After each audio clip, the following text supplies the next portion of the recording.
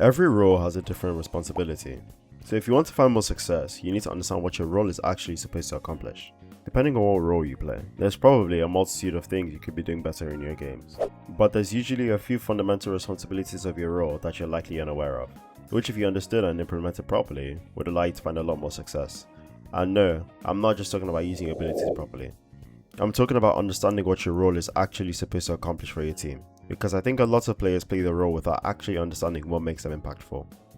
In this video, I'm going to be addressing what every role in Valorant, that is, duelist, initiator, sentinel and controller, could do more of and give you things I'd focus on if I wanted to get more value out of the role and ultimately win more games. Hey guys, Yonika here, and before I get into it, here are my credentials. I'm a 19-year-old Immortal 3 player who climbed from Iron 3, so trust me when I say that I have been through the trenches and have a good idea of what it takes to both rank up and improve as a player. Join me on my journey as I attempt to make a career out of the game I enjoy playing so much, and if you get to stick around even after this video, you'll be able to see how I climbed the rank ladder and become one of the only players to have gone from Iron to Radiant. Number 1. Duelist. You've probably heard this a million times, and it's because it's true. As a duelist, your primary job is to create space, especially on attack, and not just get kills.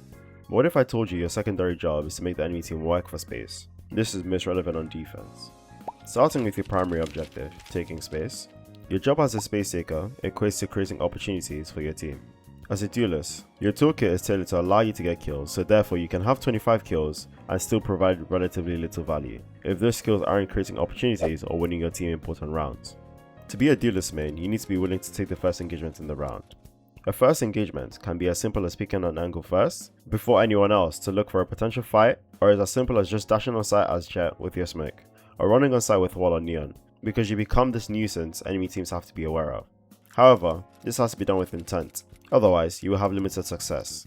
By being a nuisance, you apply pressure on the enemy team, which in turn makes it easier for your team to not only scale by entering the space you have now created, but to also trade you in the scenario you die, because the enemy team would be distracted. In an even better scenario, you don't die because your team is capitalized on the opportunity of attack and kill the enemy before they have the time to isolate you, and this is all thanks to the fact that your utility is built to disrupt. Understand though, that there is a difference between creating space and just dying. If you dash in and immediately die, all the space you've taken is now lost.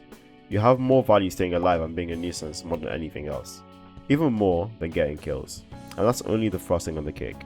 You can also become a killing machine by asking for the help of your teammates in the form of utility, whether it's a server scan, which allows you to kill people with your jet smoke, or an omen blind that allows you to kill your enemies without them being able to shoot back. This leads me to talk about qualities that are important for duelist players to have. To find the most success against your enemies, you need an ego. Someone with an ego has the facilities to disrupt the enemy, just as much as your utility does, and this will show in your decision making. Whether that means you have insane movement and aim to catch enemies off guard like SOP did in Masters London, or just the insane confidence to take unfavorable fights when necessary to take your team to a win. However, did you notice how I specifically said against your enemies and not your teammates? A good duelist player drops their ego when interacting with their teammates. This is shown in how you converse and ask for help. Someone with an ego so inflated they can't have a human conversation and know how to talk to others will find very limited success. You can't expect others to listen to you if you don't ask for things, respond to them, or treat them with the same level of respect you expect. That's not how the world works. That's not how people work. Baiting your team or deciding to throw your game because something didn't go your way is immature as fuck. If you're the duelist and you're consistently the last player alive because you're scared of dying, you're probably doing the opposite of what your role is asking you to do. Play something else. Lastly, a duelist player communicates. As the first engagement taker and the player who dives headfirst into enemy territory, it is imperative that you let your teammates know what is going on around you, so they have an easier time helping you. If you want to learn more about how to communicate, I would recommend watching Aaron's video. Moving on to the secondary purpose a duelist serves that isn't talked about enough, making an enemy team work for space. This is more relevant on defense. Let me show you what I mean. Okay, cool. So to start off, what I want to kind of address is the concept of like waves. So in this game, and across all maps, say you're defending or say you're attacking, from the moment that the barriers drop up until when the bomb is potentially planted, the stages through which the attackers have to go through to essentially get to site and have sight and then get the bomb down. So essentially, the first wave would happen here in the choke point between the two starting barriers here. It could also be in mid. It could also be on A between these two barriers, or it ramps as well. And essentially what you want to do, especially if you're a duelist, is contest for the space or like apply pressure in the space so the enemy has less util to use to take on site, because they will use util to get you off this line. And so if you get Prowler out or Seize out, a Nade out, because they're terrified of you or because they want to get rid of you so they have an easier time getting to site, then they have that less util for the actual side take. So that's my intention in this round, or like every round starting pistol when I'm playing defense duelist.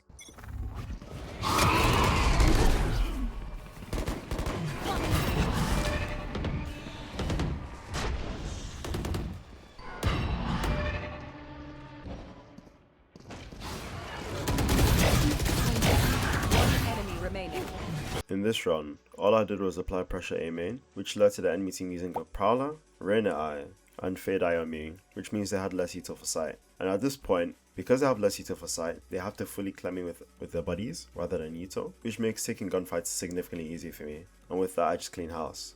Obviously, there are much better example clips than this to really showcase how much value you can gain as duelist by just pressuring the mains every round and making the enemy team use util to push you off. But the point is, if I didn't apply pressure at all, and the enemy team noticed that pattern, then they wouldn't use any util to clear me out, which means they would use that for sites. And if there's any player on sites, that makes their life hell. Contesting space at the start of the round also has the hidden benefit of giving you early info on enemy actions, and it also tells you enemy tendencies if done consistently throughout the game, which gives you something to exploit. This is explained here. So my plan this round is to start with an up, like just to start peek beaming with an up, because I found consistency in just peeking beaming with an up and getting out on jet without using my dash. I learned that from Aspas. From an Aspas VOD review is what I mean. So at this point, I peek beaming and I see nothing. I will come this to my teammates, right? And because I see nothing beaming, I decide to take the space, because one thing you don't want to do is just sit here, yeah, on duelist and do nothing.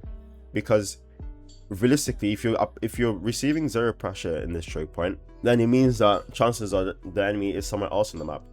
And that's fine, but if you don't have that information, then you and your teammates are left guessing as to what's happening, right? Because you could be overthinking and guessing, oh, maybe they're sitting outside lobby or something, who knows? Maybe they're sitting outside A lobby, B lobby, A lobby, who knows? But you will know that until you check. And obviously, if there are 5 people holding you, then fuck, you found that you learned your lesson, you know how to adjust. But you need to take this risk at the start of the game, as you can see it's 2-1 at the start of the game, to figure out enemy tendencies. So I'm pushing up here because this space is important for my team. And if I have the space, assuming, because if I see nothing beaming, I can zoom that either A or mid.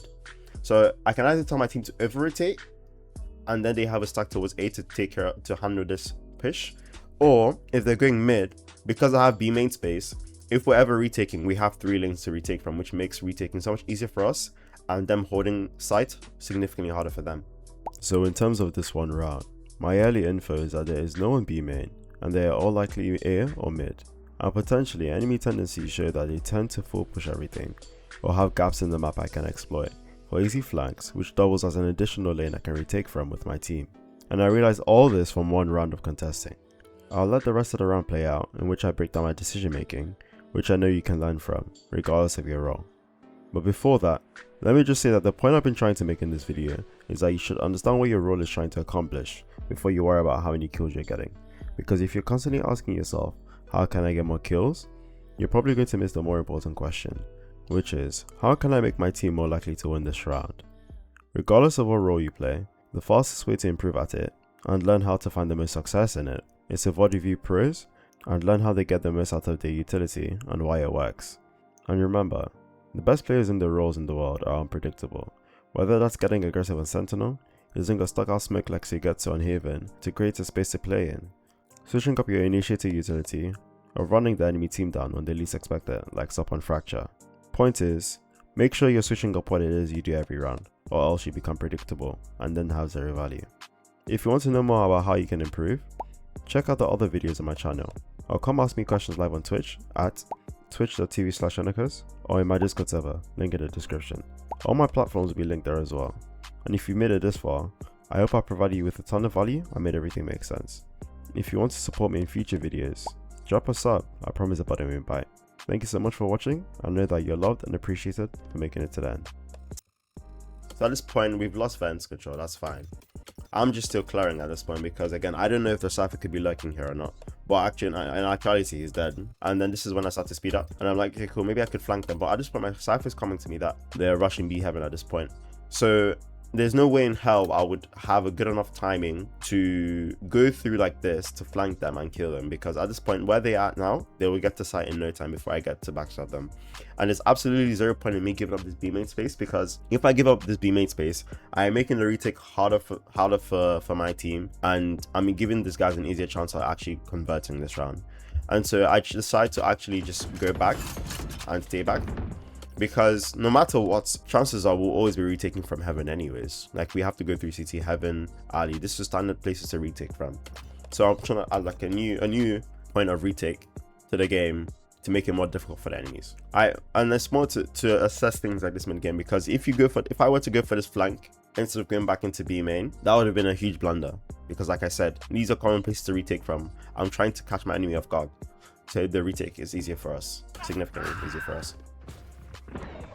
So this one, I start going back, and this, I'll actually highlight it here. So let's watch Willie's POV. More often than not, he knows that this is in most lobbies. He knows that one, somebody could have been up B main by now. They haven't seen me the entire round, so chances are somebody is B main. So he's gonna check it for a second, which he does. He sees nothing. He's very wary of it, and I'm just holding in case somebody's walking down here to fully clear this out, because I don't want to be caught off guard. I don't want to be caught off guard, because if I'm caught off guard and I die, it just makes the round significantly losable for us. Because this space I have is very important. It makes life easier for my teammates, because they know that they don't need to worry about B main. They just need to worry about what's in front of them right now. So I just hold, and then he turns away. He's convinced that for a second there might be no one B main, but even if he isn't convinced, he has no choice but to look away from B main, because his teammates just died on site, and a pressure's been applied to him. So he needs to do something about it. He needs to find the timing to take to hopefully catch my teammates off guard and win this round. But unluckily for him, spike down B. I take my time. But yeah, this is the concept I wanted to place emphasis on before. So what's really important is playing your life. If you're ever in a retake and you're alone in any part of the map, and this goes for all players, you need to play to live. Because if you die, even if they know I'm here, I would still play today. Because if you die, like I said, it makes the retake significantly harder for you and your teammates. It makes it harder for you guys to convert this round. Significantly harder. If you die here, they have B main space completely. They have numbers, because it would become a 3v2, and they know that at this point all they have to worry about is alley and heaven, and even less heaven, because they have someone who is flanking at this point, right? This could be a high impact flank. If I die here, that completely throws this round off and makes it significantly harder for us to win this round.